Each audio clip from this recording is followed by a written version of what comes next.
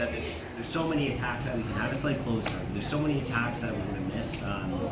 So I'm going to give you a few from the sort of the neutral option, and then we're going to get into like utilizing the grapevine. Technical mount is mainly what we're going to focus on next week, just so you have some more viable options from there, and so that you have some good attacks. And then also it makes more sense to hit our escapes up right after we figure out how we got there. Chris, so you start off, guys, just with the key lock. I know we've done it a lot, but this repetition is important so you get good at the attacks.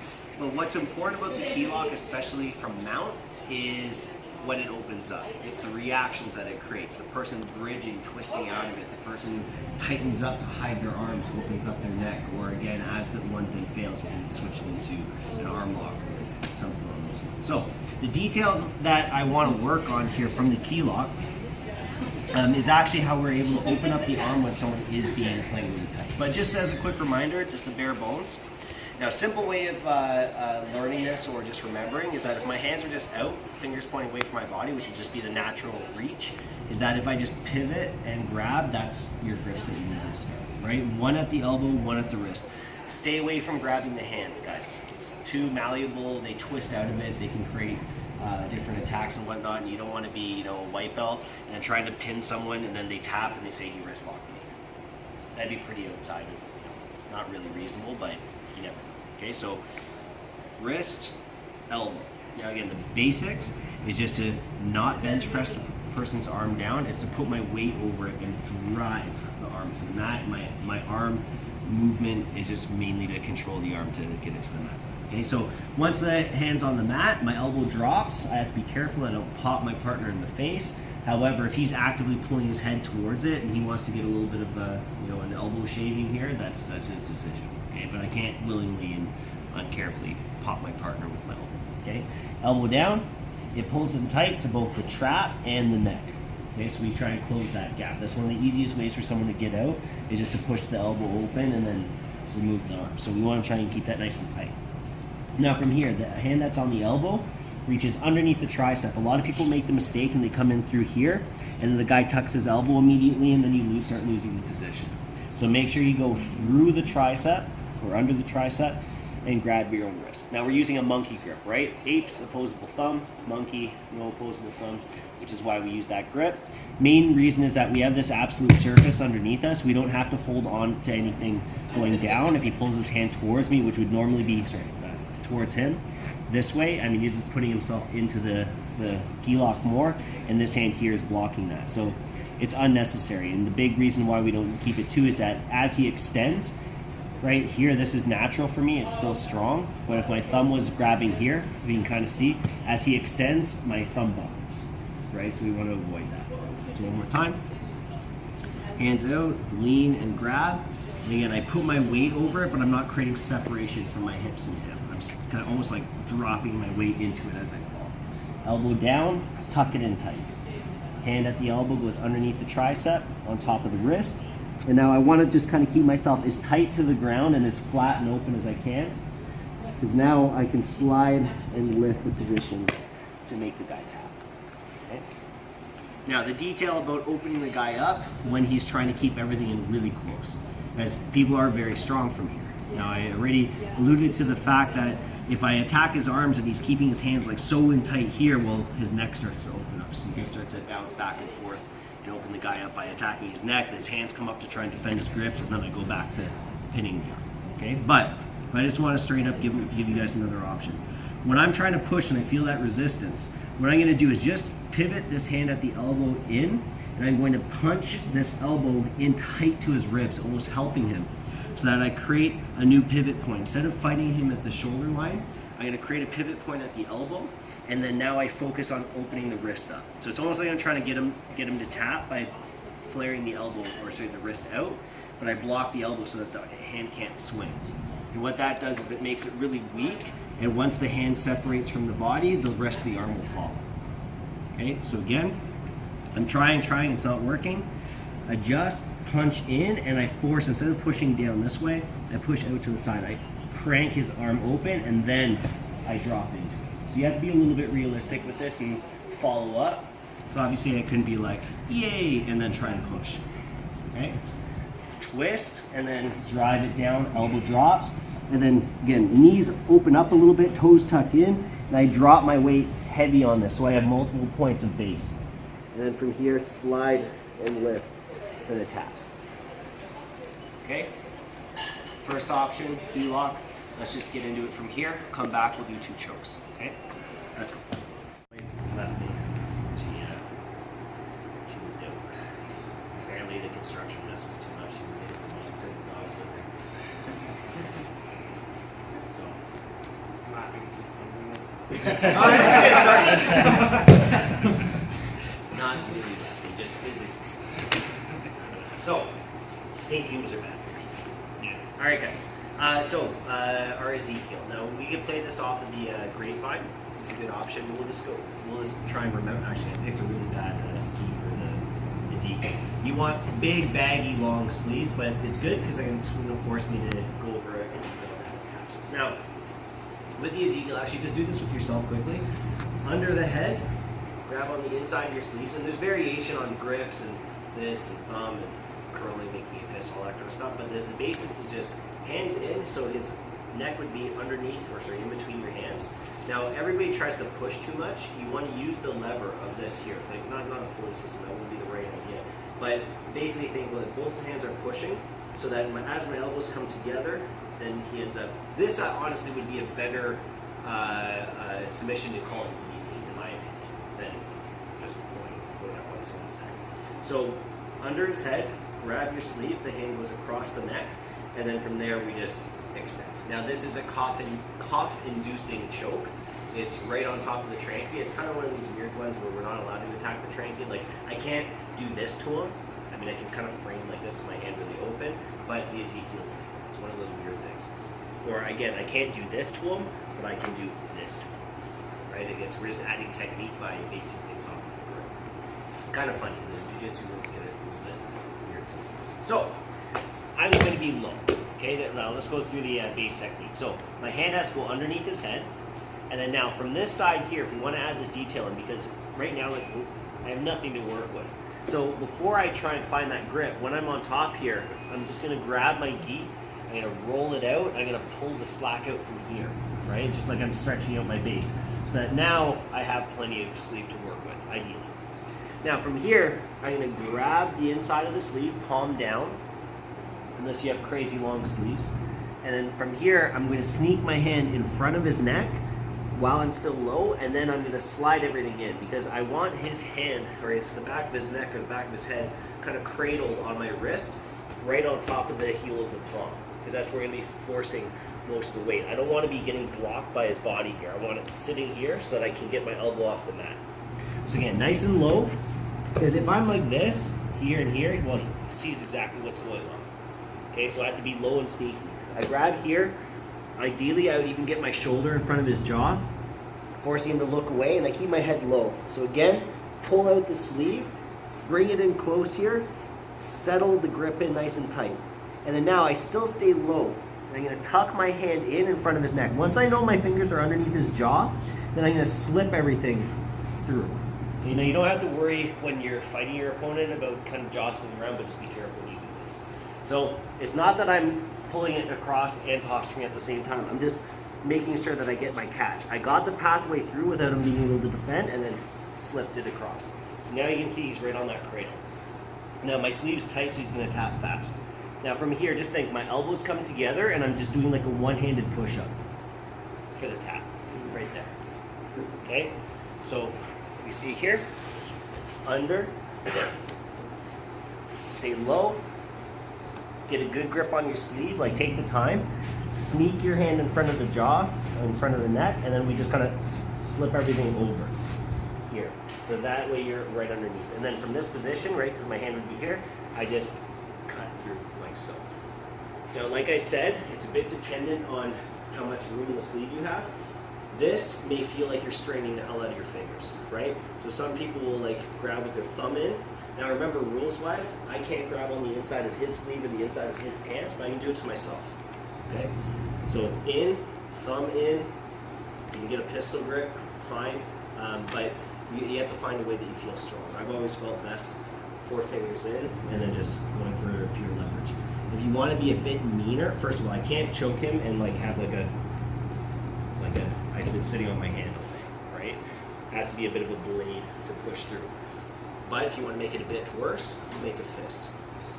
Also, when I come across and I'm starting to hit resistance or he's not quite choking, I can also double up my grip on my other sleeve and then use that grip to pull the wrist into his neck as well. So there's a few details there just to make it a little bit nastier. One more time. Go over all the nasty options. So again, low, try and kind of make him look away from you, or use your head. Make him look into your ear. And I haven't showered all week, so it'd be bad for him, okay? You guys think I'm joking? Slide across, slip it through, and then now from here, I posture for the tap. Again, if I make a fist, it's bad. If I grab across on here, I lock him into the pressure.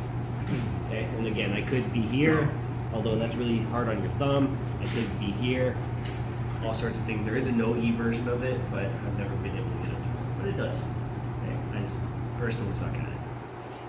Biggest thing about the Ezekiel, excuse me, is all the natural responses that people have to defend their neck are completely wrong.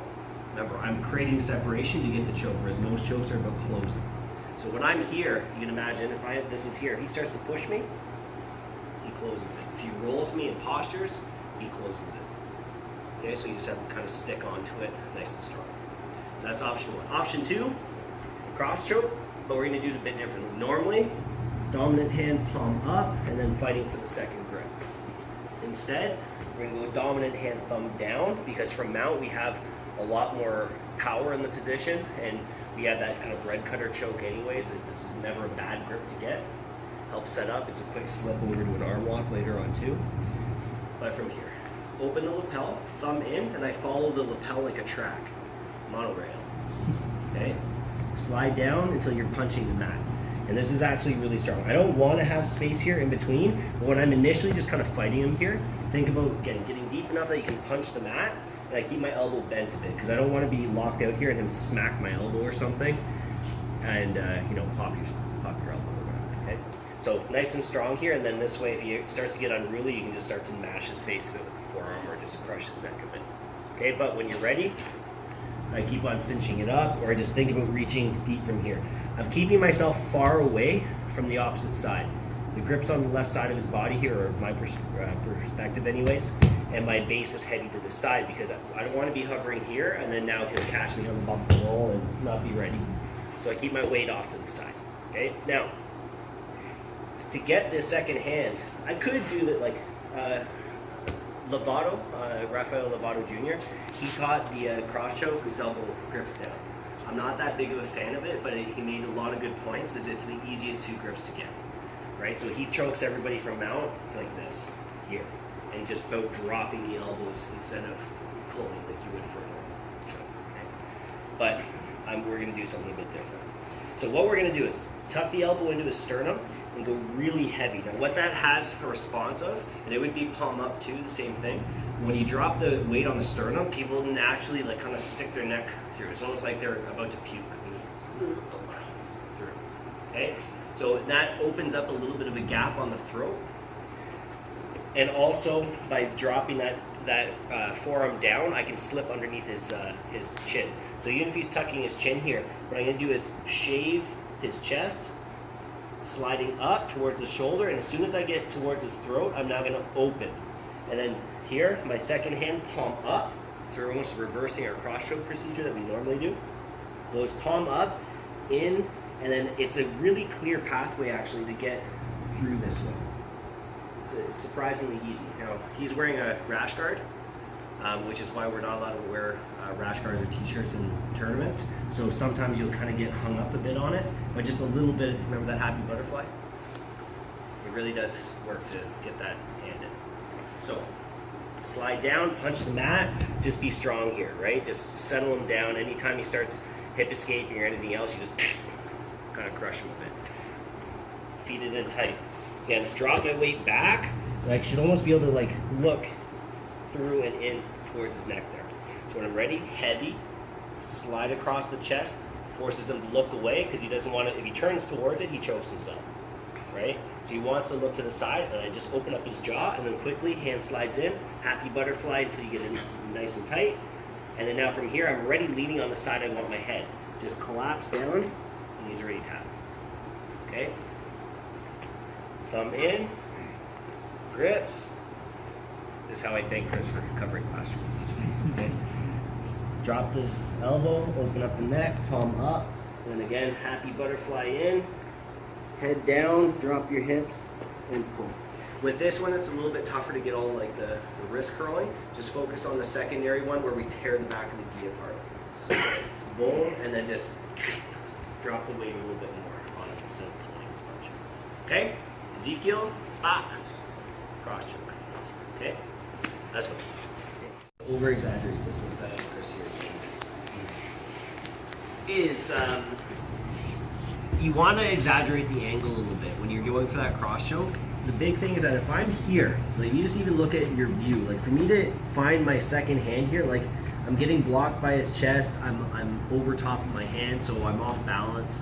Like anytime he bumps or anything like that, like it's gonna be really tough to pull my hand out in time and everything else. So when you're here, like really kind of exaggerate this, like I'm pushing myself like away and back. Because from here, like if I can see underneath his gi and to where I want to put my hand, it's gonna be an easy pathway to it. Right? My arm can follow my view. So when I go from here again, heavy, let him finish his yawn, crush his neck, open up. But then from here, I stay off this angle. Because now if he tries to bump me, think about where my weight is. Like, even if I didn't get my hand out in time, like, I'm so far to the side. He's never going to send me this way. What I have to worry about here is the hip escape. Like in this position, because he's going to maybe overpower my hip there because my leg is too light on that side. But again, all I really need to do is use this forearm. If he starts to turn and hip escape, right, just put the weight down on it. So from here again, I open up his jaw, but keep yourself kind of on that weird angle here because I can just kind of boom, just punch right through. Like when he doesn't have a rash guard, or when you're really going for this, you're literally just gonna bang and then head down, crush the guy's neck, and finish up. Okay, so nice, strong thing. Now, closing thoughts just on mount. It's such a dominant position, I don't need to actually pin him, control him. I want to think that I've stapled him more with my legs. And of course, we're going to adjust technical mount and everything else. But the idea is that if I hold on to him too much, right, this is where that the story of, not Ted Bundy, Al Bundy? Ted Bundy's a serial killer? Yeah. Al Bundy character, what's his name? Sofia Vergara's fake husband.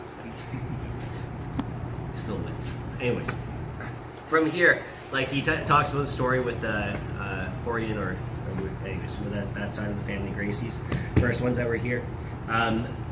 If you like, he basically kind of tricked him into, because he's a big, strong guy. Remember, like we're efficient, so we got to use some games once in a while. Us jiu-jitsu black belts.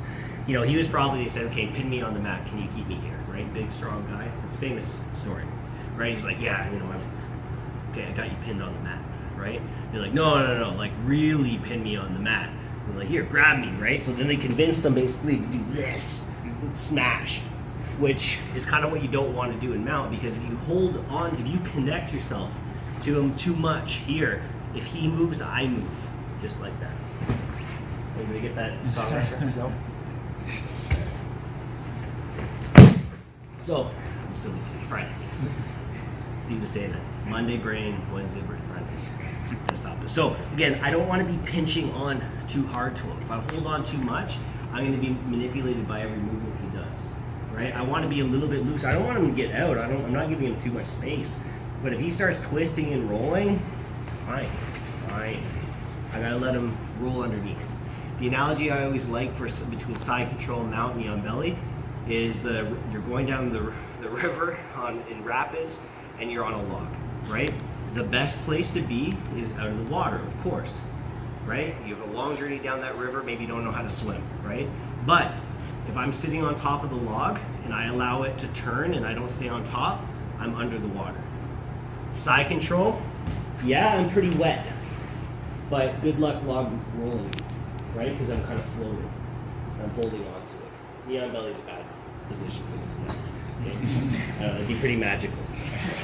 But you get the point, right? Yes, best position, the most out of the water, but every little rapid you go down, you're gonna be at a high risk of getting rolled. Best place to be, but you don't want to connect yourself too much. You gotta be one of the log runner people, loggers. You gotta be able to turn with it, right? Let it turn underneath you and you stay on top, okay? But again, side control, easier to kind of control, but you're soaking wet at the same time, okay? So just remember that. As we're attacking, they move, don't be too clenched, don't be too tight, because you gotta let them turn underneath you. They turn all over, you take their back, right? So, make sense? Think so? Alright, guys. Rolling, yogi after. Let's go.